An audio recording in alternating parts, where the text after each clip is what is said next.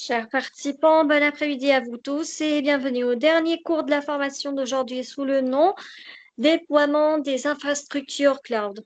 Donc, nous verrons aujourd'hui la revue globale des projets et nous aurons également une partie questions-réponses. Tout cela avec Dr. Soufiane Mahaldi, membre du corps professoral de l'Université Mid-Ocean. Accordons maintenant la parole à Dr. Soufiane. Dr. Soufiane, la parole est à vous. Vous pouvez commencer votre formation. Bonjour à tous et merci Malek pour cette présentation. Voilà, donc nous sommes actuellement sur la dernière session de ce parcours déploiement des infrastructures cloud. Euh, on a vu un peu différents services ensemble. Vous avez fait la présentation de quelques services, bien sûr, au fur et à mesure. Donc aujourd'hui, je vais faire une revue globale des différents services qu'on a déjà. Et bien sûr, si vous avez des questions, n'hésitez pas à poser ces questions au fur et à mesure, comme ça on peut enrichir un peu notre discussion. Donc, nous sommes actuellement c'est la séance de 23. J'ai santé ici, donc nous sommes le 30.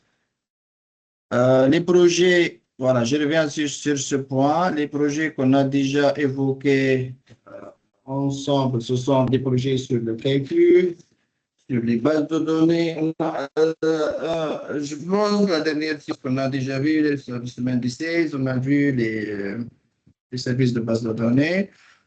On a parlé aussi auparavant du storage, voilà, du stockage sur Azure. Il y a les services analytics et sécurité. Donc peut-être aujourd'hui, je vais vous introduire la partie sécurité parce qu'elle est intéressante quand même. Et il faut bien sûr comprendre que la sécurité, c'est un élément fondamental pour sécuriser que ce soit les accès et bien sûr nos environnements cloud. Je commence tout d'abord, je le fais de façon pratique. Donc, je commence par la sécurité des accès au niveau d'un service qui s'appelle Intra-ID. Donc, Intra-ID, c'est un service sur le cloud qui va gérer la sécurité des utilisateurs, des groupes d'utilisateurs, des services et bien sûr des applications. Donc là, on commence par ce service-là. Voilà. Donc, Intra-ID, Microsoft Intra-ID. Voilà. Donc, il y a un tenant de l'entreprise. On peut gérer que ce soit des utilisateurs, qu'on peut les créer ici, ou des utilisateurs synchronisés à partir de on-premise. Bien sûr, là, pour chaque utilisateur, je peux pousser le MFA. Donc, on appelle ça le per-user MFA. Le MFA, c'est le multifacteur authentification, c'est-à-dire que aujourd'hui, Aya ou Hiba, lorsqu'ils vont se connecter, on n'a pas besoin seulement de login et mot de passe, on a besoin aussi d'un autre élément, c'est le deuxième facteur pour l'authentification, comme le Microsoft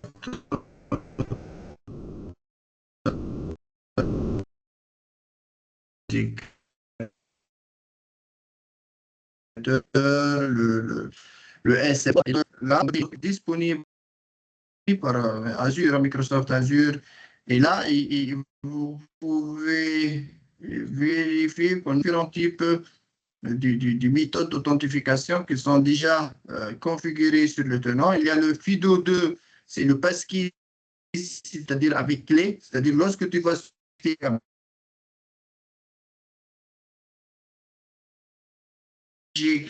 une clé USB sur la machine, il y a un authentificateur par exemple, il est poussé. One-time passkey, c'est un code temporaire qu'on va recevoir sur vos emails. Et il y a d'autres, alors, le token, le voice call, l'email one-time passkey, le certification et le QR code. Voilà. Et bien sûr, je peux faire, disons, d'appliquer ces policiers-là. Voilà. Je peux aussi appliquer le password protection. C'est la protection des mots de passe. Et donc, aujourd'hui, lorsque vous souhaitez, bien sûr, protéger votre nom pour des passwords en utilisant passe. Donc là, certainement, c'est pas gratuit. Ça quand même un Microsoft ID Premium License. Donc, il faut avoir une licence sur Intra. Mais comme vous voyez, elle est grisée. Hein, je ne peux pas changer. Je n'ai pas de licence actuellement sur mon threshold. Le threshold, c'est quoi? Le local threshold, c'est-à-dire que vous pouvez, lorsque vous se connectez à votre compte et vous avez oublié le mot de passe, vous pouvez tenter jusqu'à 10 fois, par défaut, hein. Mais vous pouvez le changer. Si vous avez de l'essence, vous pouvez le changer 3 à 4 fois. Si le mot de passe a été erroné pour la 11e fois, vous êtes verrouillé pour une période de 60 secondes. Bien sûr, là, je peux ajouter des mots de passe qu'on peut on appelle ça banned password list, c'est-à-dire qu'il y a des mots de passe qu'on ne souhaite pas plus les utiliser dans le temps. Voilà, et bien sûr, après, on doit le renforcer.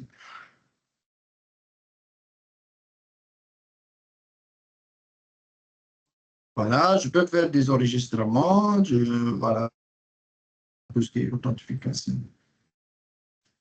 Je reviens un peu sur la partie intra. On a aussi un autre élément très important dans la partie intra, c'est la sécurité, puisque nous, on détaille la sécurité actuellement. Et la sécurité, elle est définie essentiellement au niveau de ce qu'on appelle la sécurité, au niveau conditional access. Voilà.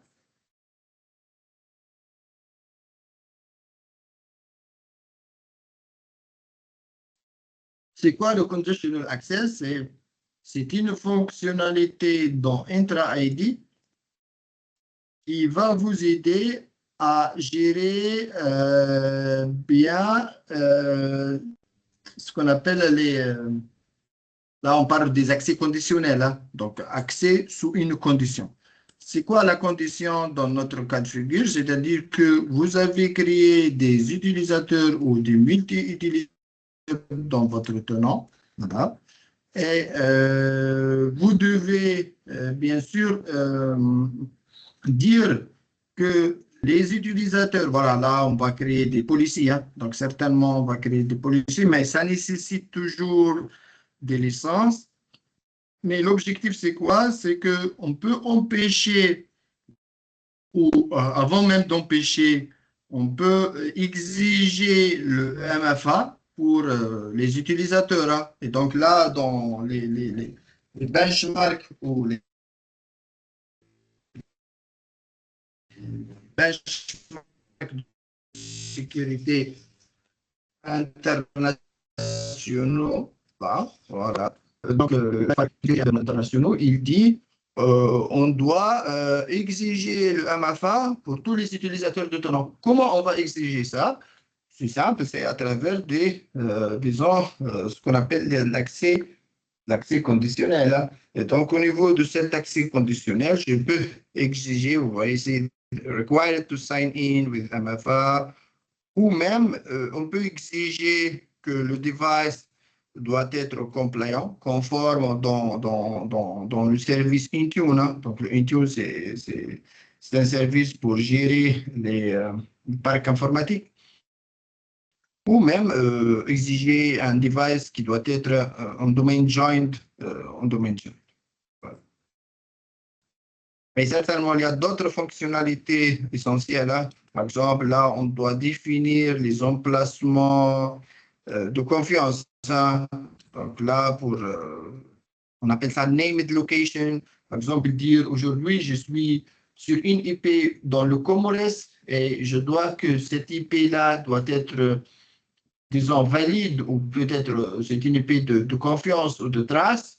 Et les IP publiques, bien sûr, qui sont hors l'IP disons, du Comores, ça sera une IP pour moi qu'on va le bloquer, hein, parce que le business de l'entreprise actuellement il est seulement aux villes de Comores et j'ai pas besoin que quelqu'un, un utilisateur ou autre, il essaie de se connecter à travers, bien sûr, à travers des IP externes.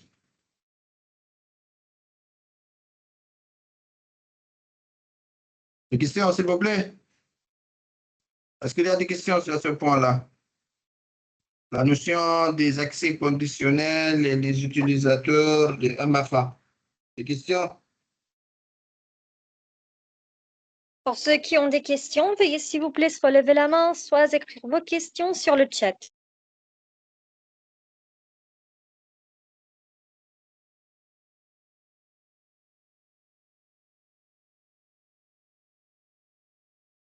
Je pense qu'il n'y a pas de questions, docteur, vous pouvez continuer. OK. Donc, après, côté sécurité, donc, si on a, là, c'est juste la sécurité des accès. On parle aussi de la sécurité au niveau service. C'est-à-dire pour chaque service sur le cloud, certainement, il y a des moyens de sécurité. Mais là, je ne vais pas expliquer la sécurité au niveau service parce qu'il y a beaucoup de services actuellement. Vous connaissez, il y a all service, on peut vérifier. Vous voyez ici, on a des centaines de services, mais pour nous, on parle seulement des services de sécurité sur le cloud. Ce qu'on a déjà évoqué maintenant, c'est là. Il y a d'autres, hein. Vous voyez ici, il y a le PIM. Voilà, le PIM, il est intéressant, mais j'ai pas de licence. Mais je peux vous expliquer quand même, juste pour comprendre l'utilité, parce que là, c'est très important de comprendre ce rôle qui est privilégié. On appelle ça les rôles privilégiés. Donc là, l'idée, c'est quoi? C'est que je peux donner des rôles à des utilisateurs en mode juste attends. C'est quoi le juste attends? C'est-à-dire que maintenant, on va définir un rôle pour un utilisateur bien déterminé ou un administrateur bien déterminé pendant une durée bien déterminée. Donc, par exemple, la durée, par exemple, aujourd'hui, vous avez des tâches administratives sur un centre d'administration comme Exchange, SharePoint ou autre pendant 4 heures, par exemple. Chaque jour de 8 heures à midi. Voilà. Donc, avant 8 heures, vous n'avez pas l'accès. Après midi, vous n'avez pas de l'accès. Et comment on va définir ça? C'est au niveau ce qu'on appelle les rôles privilégiés. Voilà. Donc, on doit choisir, bien sûr, le rôle. Voilà. Donc, le rôle qu'on doit gérer. Bon, comme j'ai dit, ça nécessite un intra P2 ou intra-ID governance. Donc là, ça nécessite certainement des licences, hein. Mais on doit configurer le rôle, donner c'est-à-dire la durée, combien d'heures, etc. Faire l'affectation possible. Et après, on doit réviser les accès au niveau de montant. Donc ça, c'est intéressant quand même lorsqu'on va utiliser les rôles privilégiés.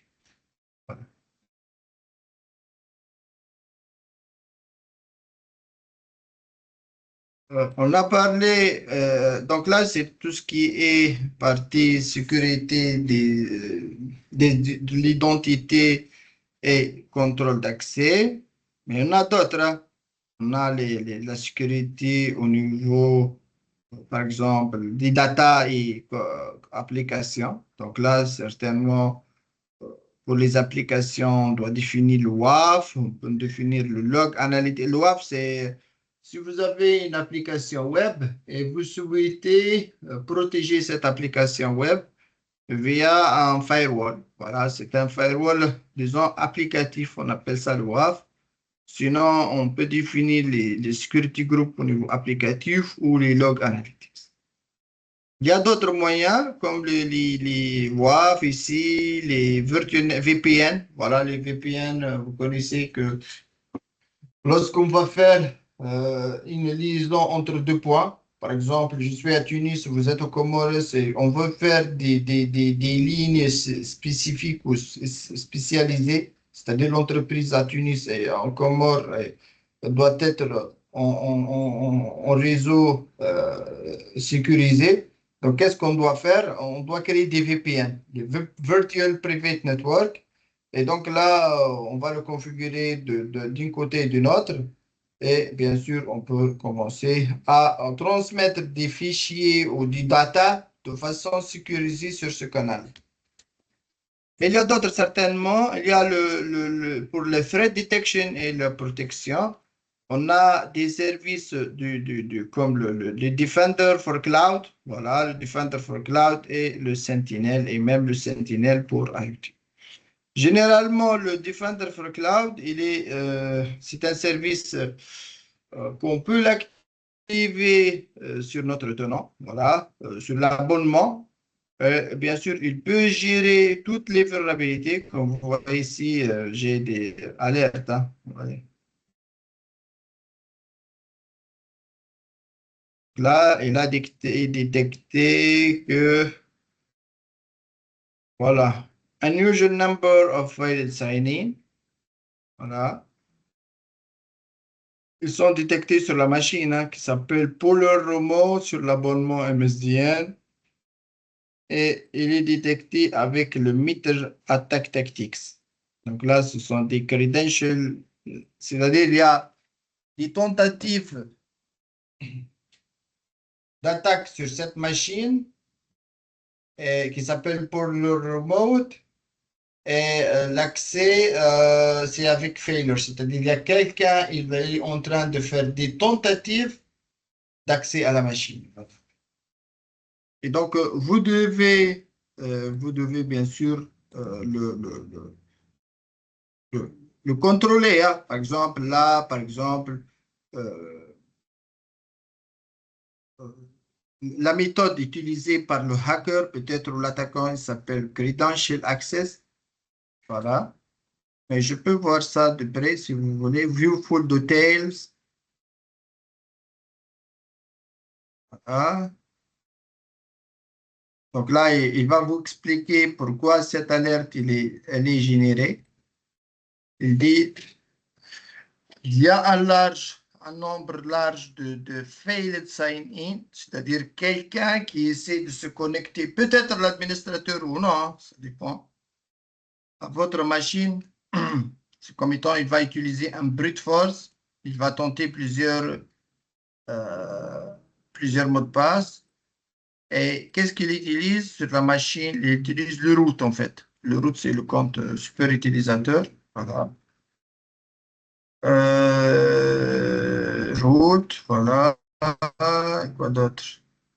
Le compte utilisé, c'est le route.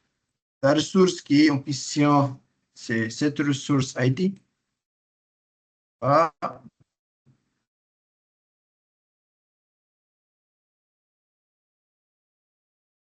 Ah, juste toute cette ressource ID. Le fichier SSHD et la machine en question, c'est Polar One. Mais voilà. Et je peux prendre des actions. Hein. Je peux voir les logs. Donc, les logs, c'est la machine. Mais on s'en fout de ces logs. Et là, il dit comment on va empêcher cette threat. On doit mettre à jour toute la machine. On doit contacter l'équipe response incident, c'est-à-dire il y a une équipe quelque part dans l'entreprise pour gérer les incidents. On doit installer un logiciel qui s'appelle Microsoft Malicious Software Removal Tool. C'est un logiciel pour enlever les logiciels ou les logiciels malicieux. Là, on va exécuter une application qui s'appelle Autorun, qui va empêcher les applications qui sont non connues ou identifier les applications non connues dans votre environnement. Aussi, je peux empêcher les process qui sont non connus et d'autres, hein, il y a beaucoup, hein. Donc là, c'est certainement, on a beaucoup d'alertes. On peut même automatiser une réponse avec un Logic Apps. On peut configurer les mails, etc. Donc l'idée, c'est que à ce niveau-là, on peut, si on a une attaque bien définie sur notre tenant, quel est le résultat ou qu'est-ce qu'on doit faire, hein, essentiellement, c'est que on doit mettre en place un mécanisme pour, euh, pour bien sûr bloquer ou peut-être prendre des mesures correctives sur cette alerte. Est-ce que vous avez compris l'alerte ou non?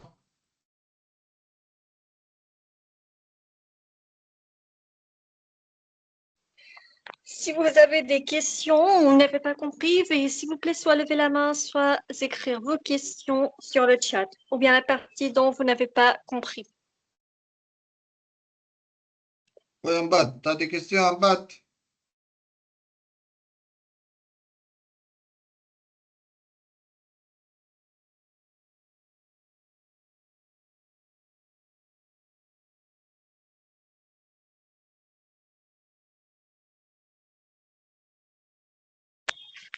C'est Jean de SOC. Que voulez-vous dire de cela? Oui. Donc là, c'est des genres de SOC, oui. C'est pas vraiment. En fait, c'est une solution complémentaire au SOC. Le SOC, c'est le Security Operations Center. Et au niveau Microsoft, ils ont la solution qui s'appelle Sentinel. Donc là, la solution, comme vous voyez ici, c'est le Sentinel en fait. Et là, au niveau de Sentinel, voilà, je peux. Donc, il va nous donner 31 jours gratuitement. On doit créer un workspace. Voilà, donc il s'appelle Dev Log Treatment. Voilà.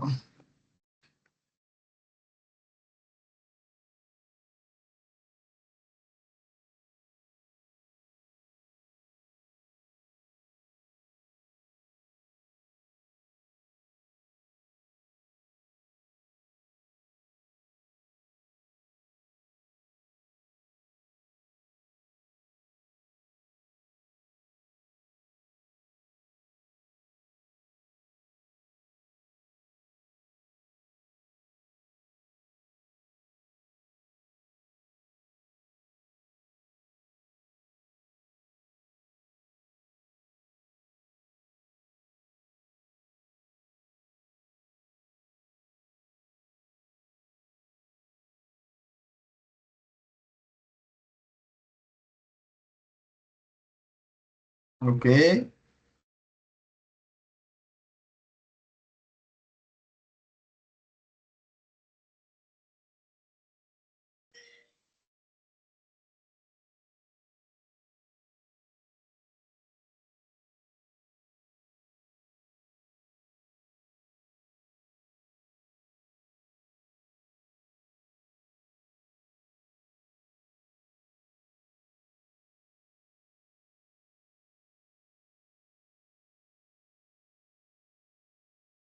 On dit encore.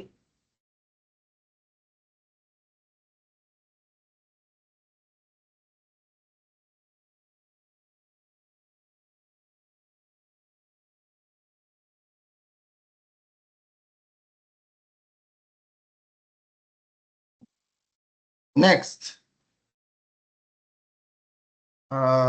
Juste un instant. Sentinel.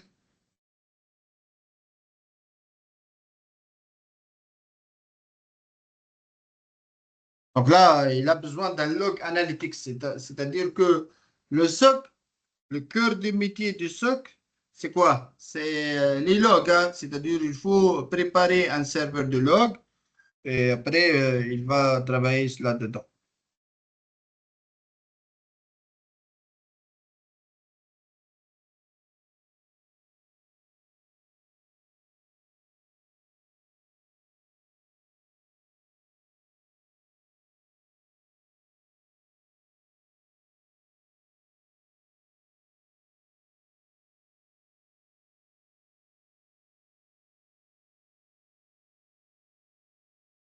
Oui, oui, oui, oui, oui, c'est bien.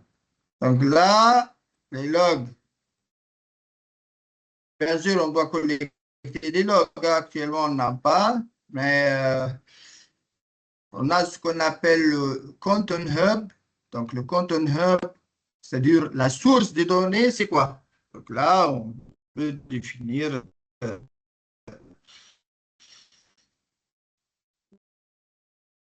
notre source de data.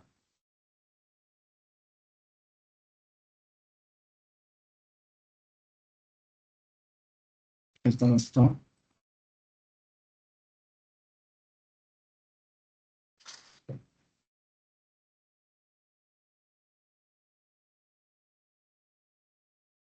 Là, côté pricing, si vous avez 100 gigas de traitement de data par jour, ça va vous coûter environ 370 dollars par jour. Si vous avez,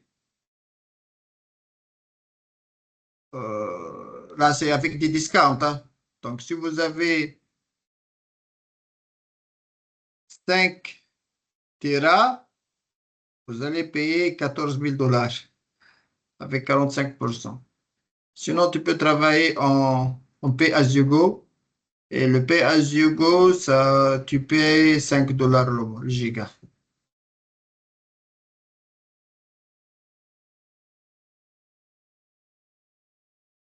C'est un peu cher, hein.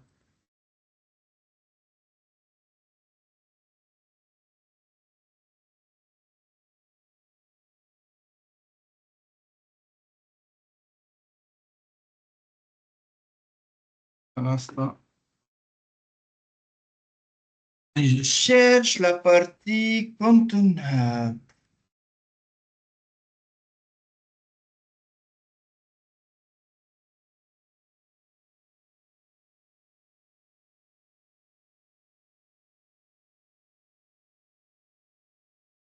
Data connectors, voilà. Et donc là, on peut connecter. Donc c'est ça le SOC, hein, juste pour vous expliquer un peu l'utilité, hein. Donc on peut connecter ce Sentinel-là vers Insider Risk Management. C'est un centre de gestion des risques. On peut le connecter à Cloud Apps. C'est un centre pour gérer les applications cloud, à Defender Office 365, à Defender pour identité et Defender for Endpoint, hier, Microsoft Identity. Voilà. Et je pense qu'il y a d'autres.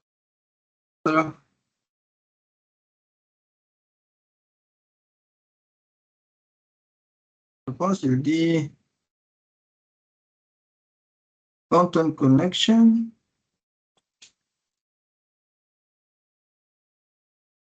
C'est-à-dire, tu peux se connecter même à des environnements non cloud, hein, on-premise, comme Cisco ou autre.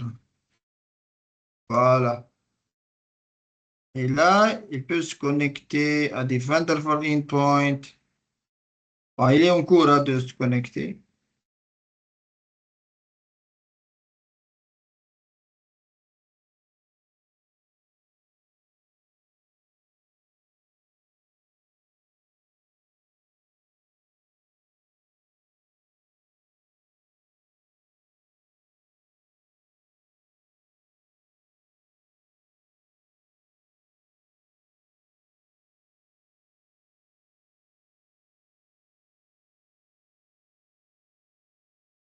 Donc là, il va se connecter vers tous ces environnements, 365, risk management, etc. Mais bon, ça nécessite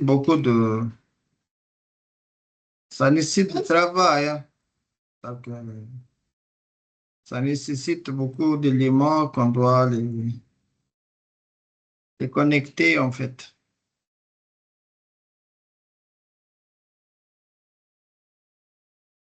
Mais une fois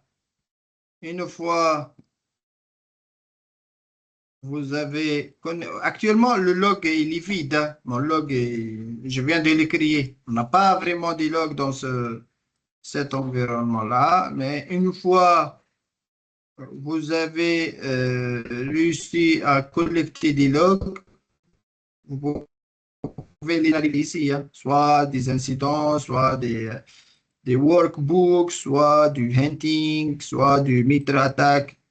On peut le voir, soit de l'analyse. Voilà. On peut faire beaucoup de choses, en fait.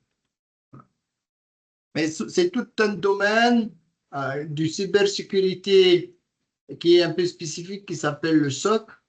Mais bien sûr, ça nécessite des compétences un peu avancées, comme j'ai dit, dans cette matière. Voilà, c'est pas vraiment quelque chose de simple. Juste, je veux que vous avez un overview global sur cette partie parce que c'est une partie intéressante dans le domaine cybersécurité.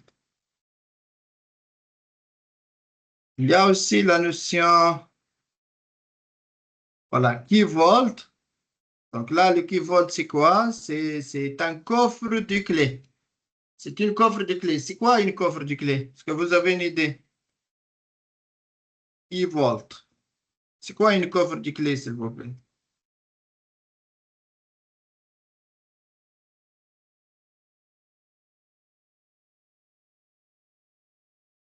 Mhm. Pour ceux qui veulent répondre à la question, veuillez s'il vous plaît soit lever la main, soit écrire vos questions, vos réponses, pardon, sur le chat. Alors, nous avons un bad qui dit avec outils, on peut monitorer même les machines hors providées, genre celles qui sont en interne. Stocker le mot de passe. Voilà. Donc là,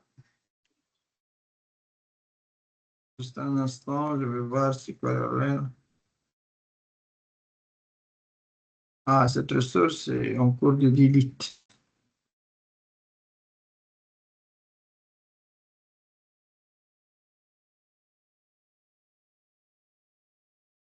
I volt.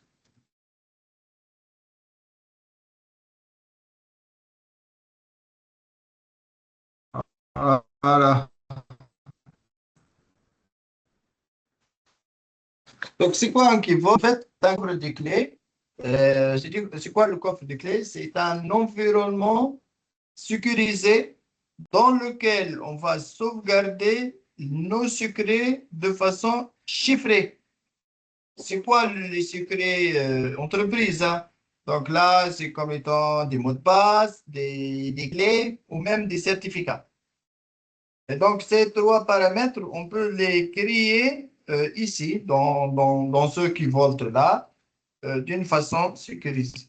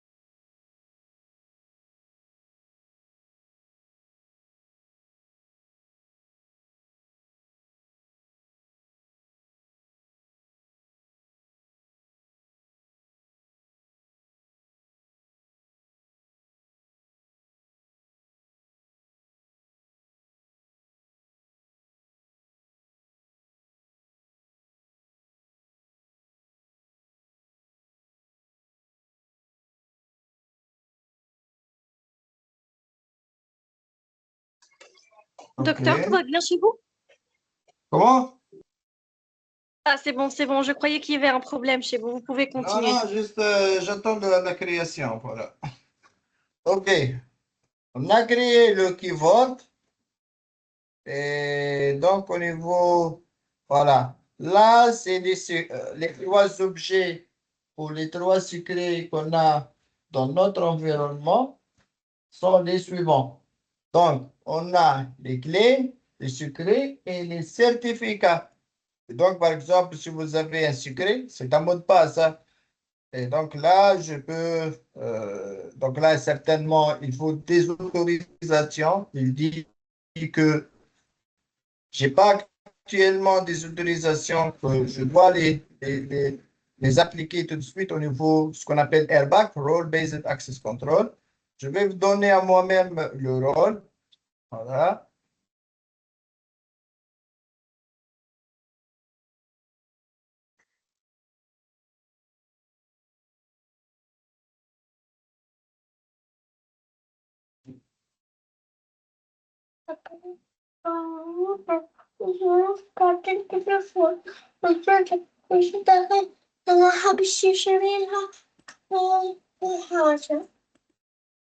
Donc, je donne l'accès à moi-même.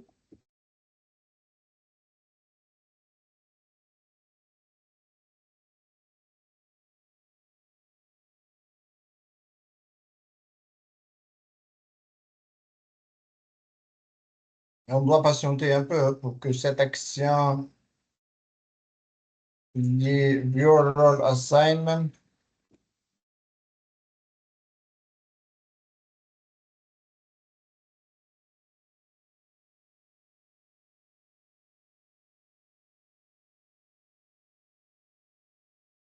je vais refresh.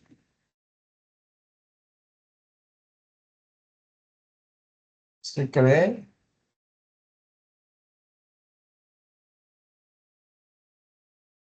Ah, il dit, il faut, please wait several minutes.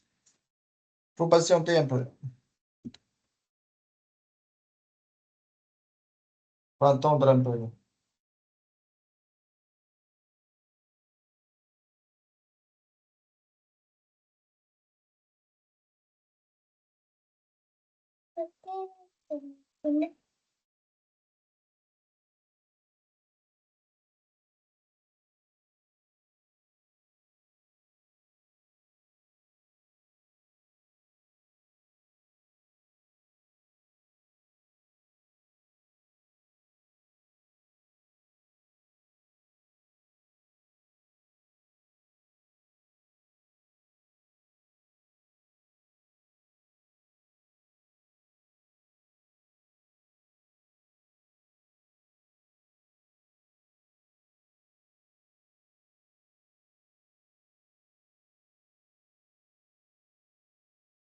Mhm.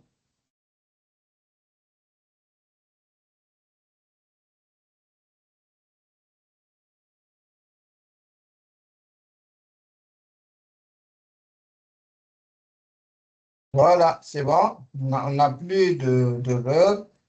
Et là, je peux sauvegarder mes secrets, hein. Donc là, c'est de façon manuelle.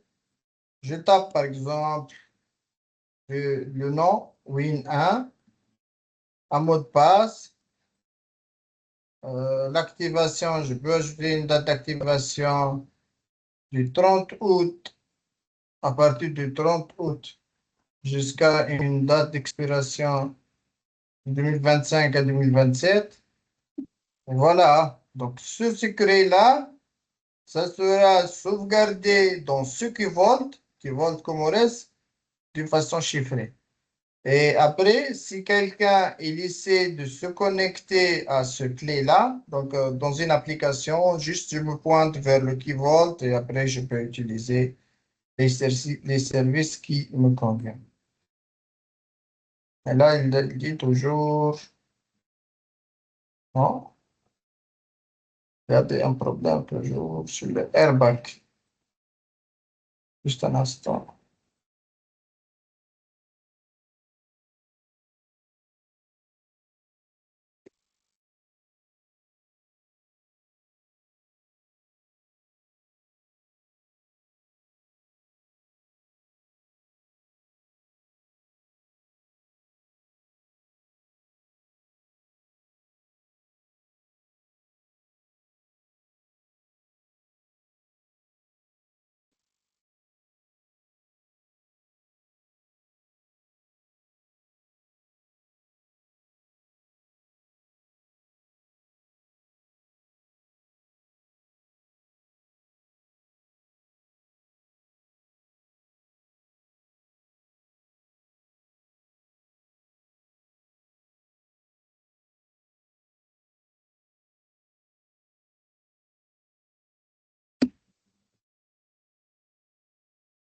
Là, c'est pour les clés. Voilà, c'est bon, ça marche.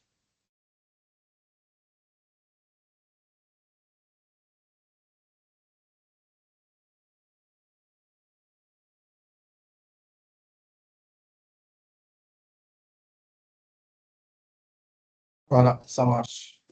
Donc, il faut faire une autorisation, on appelle ça le Airbag Role-Based Access Control à un utilisateur et après, je peux sauvegarder ces secrets-là de façon sécurisée. Je peux faire des backups et tout, hein. J'ai fait des clés, j'ai fait des secrets, je peux accéder avec des certificats aussi. Voilà, c'était trois éléments. Des questions, s'il vous plaît?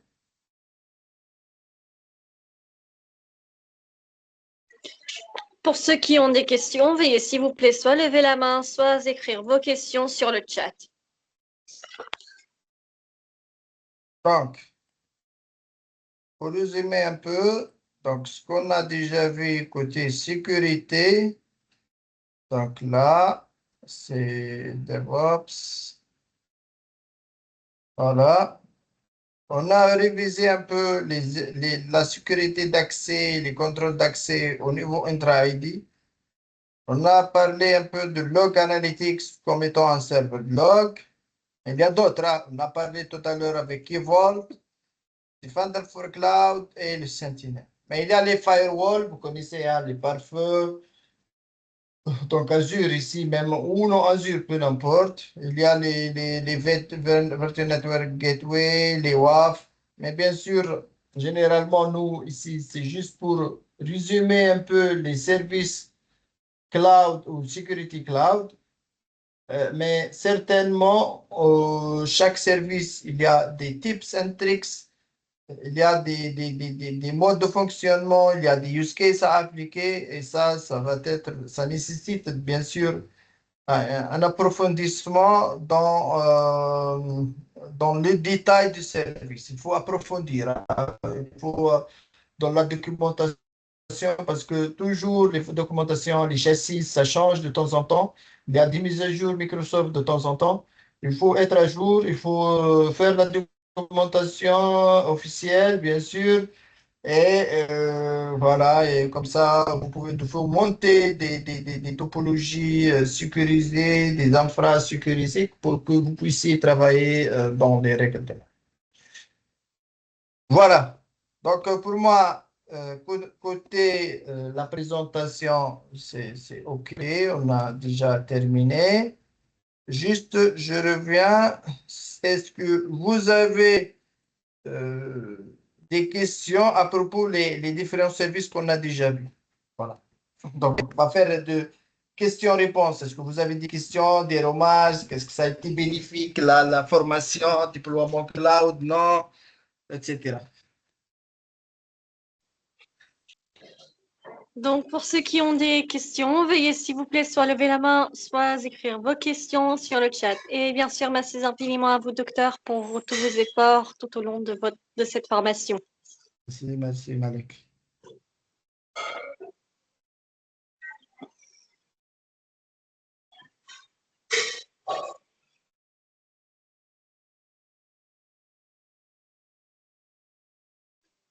Pas de questions?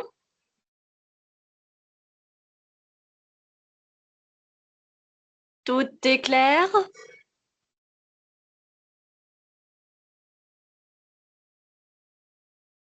Donc, il n'y a pas de questions.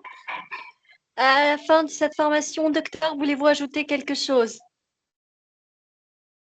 Ou bien vous n'avez pas encore terminé, docteur? Bon, pour moi, j'espère que la formation a été bénéfique pour les étudiants, essentiellement. On a essayé de voir ou de présenter une technologie qui est trop demandée sur le marché, sur le cloud. Ce qu'on a présenté aujourd'hui, c'est le cloud Azure. Voilà, c'est le top, dans le top des clouds, c'est le top 2 à l'international. Il y a le Amazon aussi. Quoi d'autre? on a présenté différents services de cloud. L'idée, puisque c'est de l'idée dès le début, ça a été d'impliquer les étudiants dans le cursus de formation, c'est-à-dire que c'est eux qui vont faire les labos pratiques. Voilà. Même si on n'a pas de tenants, on a essayé de créer des tenants peut-être au début pour tout le monde. Les étudiants aussi sont capables de présenter, au moins je trouve que la majorité, hein, même dans le tableau, je vois au moins on a eu 3 ou 4 présentations des étudiants. Voilà. Je trouve que la majorité, c'est vrai, distanciel, c'est vrai, il y aura certainement des lacunes, des problèmes même sur le compte Azure lui-même que j'ai créé, mais je trouve que les étudiants, la majorité sont impliqués, ils veulent se monter, se approfondir, voilà. Donc juste ça, c'est comme étant un début. C'est pas tout, hein. On n'a pas vraiment vu tout, mais il faut approfondir, hein. Donc, c'est-à-dire ce que je recommande, c'est d'approfondir vos compétences, que ce soit avec les cours qu'on nous présente chez Mido, chez Comores. Chaque fois, on essaie de mettre des cours à jour, des cours up-to-date, des cours avec les dernières technologies, essentiellement ce qu'on appelle le cloud, les cybersécurité, etc. Certainement, avec moi ou les autres collègues, certainement, il y aura des cours, bien sûr, approfondis avec des nouvelles technologies. Donc, essayez de profiter tout au long de l'année universitaire de ces cours-là. Essayez de travailler vous-même, bien sûr. Et voilà, donc, je souhaite une bonne continuation. Merci infiniment à vous, docteur. Et avant de terminer cette formation, nous avons une question de Ambad. Les règles airbag, leur rôle est-il important pour un système d'information? Oui, en bas, pour le airbag, c'est pas pour les systèmes d'information, c'est sur le cloud, hein, essentiellement Azure. Et il y a cette notion de role-based access control, c'est-à-dire que on va pas donner à tout le monde le même rôle, hein. C'est-à-dire que même pour des raisons de sécurité, on doit travailler avec l'aspect liste privilège, c'est-à-dire nous, par exemple, nous sommes 6 personnes ou 7 personnes ici dans cette classe, on n'a pas le même rôle, hein. Moi, je suis un instructeur. Malek, par exemple, c'est la coordinatrice de l'école ou de cette science. Vous êtes des étudiants. On n'a pas vraiment le même rôle, hein. Chacun, il a son rôle. Moi, je suis l'instructeur. Malek, elle coordonne avec vous. Vous devez faire les homework. Vous devez suivre le cours. Vous devez être présent. Vous voyez, ça diffère un peu, hein. Et donc, c'est ça, sur les clouds, c'est de la même façon. C'est-à-dire que chaque utilisateur sur le cloud, il a un rôle bien déterminé. Par exemple, moi, je peux créer, mais Malek, par exemple, elle ne peut pas créer. Elle peut juste lire ce que j'ai créé. Vous voyez? Donc, on ne peut pas avoir les mêmes rôles, hein. Et c'est ça l'idée. On appelle ça le RBAC, le Role Based Access Control. C'est un rôle basé sur les contrôles d'accès. Voilà. C'est clair, Ambat, pour toi, la notion?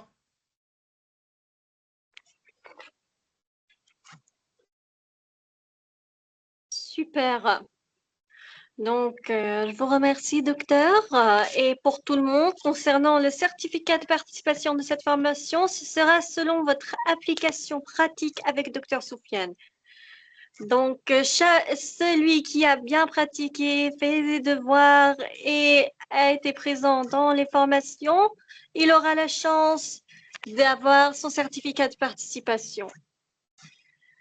Merci à vous tous. Nous vous verrons dans les prochaines activités ou encore après 1 heure avec l'atelier du business plan avec Dr Abdelwahab Deshbari ou encore ce soir avec la formation de l'alphabet arabe ou bien la semaine prochaine avec la formation des réseaux sociaux pour des réseaux pour l'intelligence artificielle ou bien l'analyse des réseaux sociaux avec Dr Sharafuddin Moukmen, ou bien encore avec nos symposiums de programmes de licence, que ce soit en technologie de l'information, en management, en médias numériques.